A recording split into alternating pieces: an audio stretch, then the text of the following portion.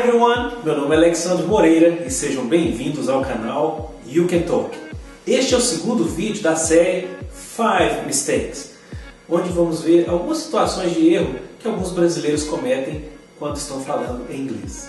Se você ainda não assistiu o primeiro vídeo da série 5 Mistakes, clique no card para assistir. Mas antes de começarmos as dicas de hoje, quero pedir a você que ainda não é inscrito no nosso canal, se inscreva, clique no sininho para receber semanalmente notificação de novos vídeos com dicas especiais para você.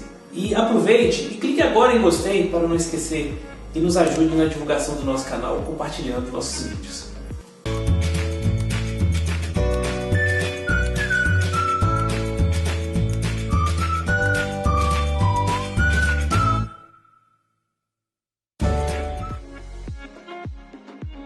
Em inglês, todo verbo no infinitivo é precedido de to. Por exemplo, to walk, que é andar ou caminhar, to drink, que é beber, to sing, que é cantar, to speak, que é falar. Por esse motivo, muitos brasileiros, quando vão falar frases do tipo eu parei de fumar ou eu comecei a correr, eles pensam que os verbos fumar e correr estão no infinitivo. Então eles falam essa frase dessa maneira: I stopped to smoke, I started to run. Porém, quando alguém diz para um nativo I stopped to smoke, o nativo vai pensar que você estava correndo, caminhando ou fazendo alguma coisa e você parou para fumar. Porque, na verdade, o significado de I stopped to smoke significa eu parei para fumar. Fumar e correr, nessas duas frases de exemplo, não são verbos no infinitivo, e sim atividades. Por exemplo, quando eu digo que eu parei de fumar, eu estou dizendo que eu parei com a atividade de fumar. E quando nos referimos a atividades em inglês, nós utilizamos o ing no verbo, ing. Por exemplo, smoking, running. Quando eu quero dizer que eu parei de fumar, eu digo I stopped smoking. E quando eu quero dizer que eu comecei a correr, eu digo I started running. I started running. É por isso que a canção de Ray Charles, que também foi interpretada por Elvis Presley, se chama I Can't Stop Loving You, que significa eu não posso parar de te amar. I can't stop loving you. Quando queremos dizer em inglês a forma de transporte que utilizamos para ir a algum lugar, nós utilizamos a preposição by. Veja alguns exemplos. I went to work by bus yesterday. I will go to São Paulo by plane. I'm going to Paris by train next week. Por isso, alguns brasileiros, quando querem dizer que vão a pé para algum lugar, eles dizem by foot, mas o correto é dizer on foot. Por exemplo, I go to school on foot every day.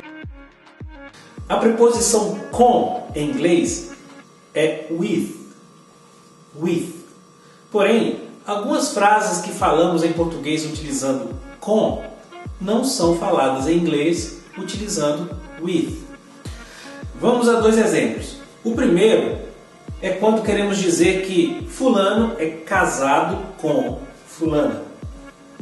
Porém, a tendência de alguns brasileiros é traduzir literalmente para o inglês, dizendo married with, como se fosse casado com.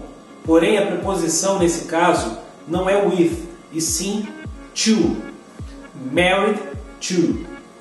Exemplo, Mike is married to Christina. She's married to this guy.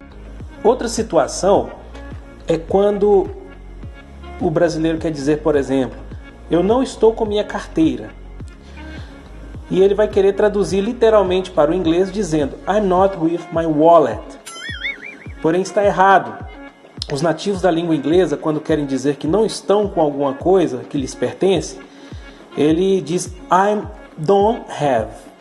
Por exemplo, quando ele quer dizer eu não estou com minha carteira, ele vai dizer I don't have my wallet. Bem, esse agora não é bem um erro, é mais uma necessidade que muitos brasileiros têm de melhorar sua pronúncia para não causar confusão ao nativo de inglês quando estiver conversando com ele. Via de regra, a vogal E no final das palavras não é pronunciada, mas muitos brasileiros pronunciam essa vogal, o que torna a pronúncia errada e ainda acrescenta uma sílaba na palavra. Veja alguns exemplos. Dance, dance, apenas uma sílaba, e não dance. Outro exemplo, don, don, e não doni. Police, police. Five, five, e não five. Exemplo, quando você quer convidar alguém para dançar, você vai dizer, would you like to dance? Would you like to dance with me? E por último, eu quero falar de um problema muito sério de pronúncia, que é um terror para muitos brasileiros, mas muitos mesmo. É o famoso TH.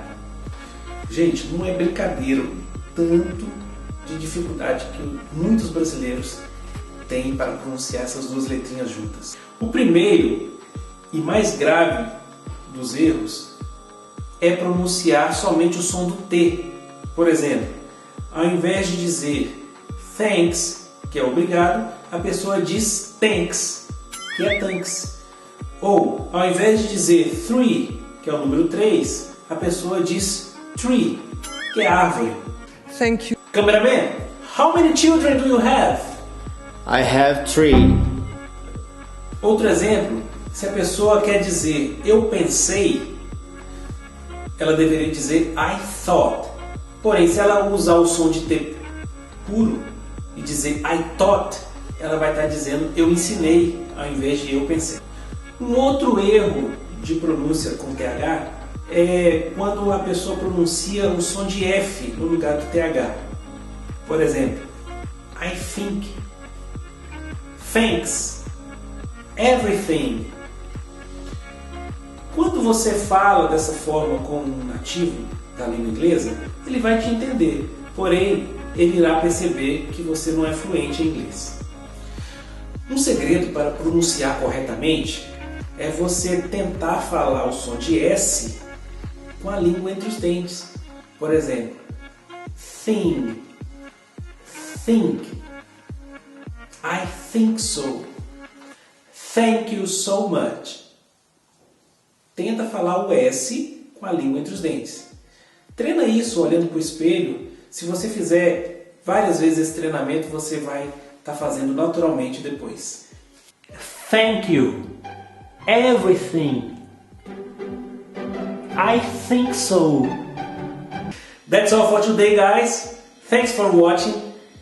Se inscreva, curta e compartilhe nossos vídeos. Até o próximo vídeo. Bye bye.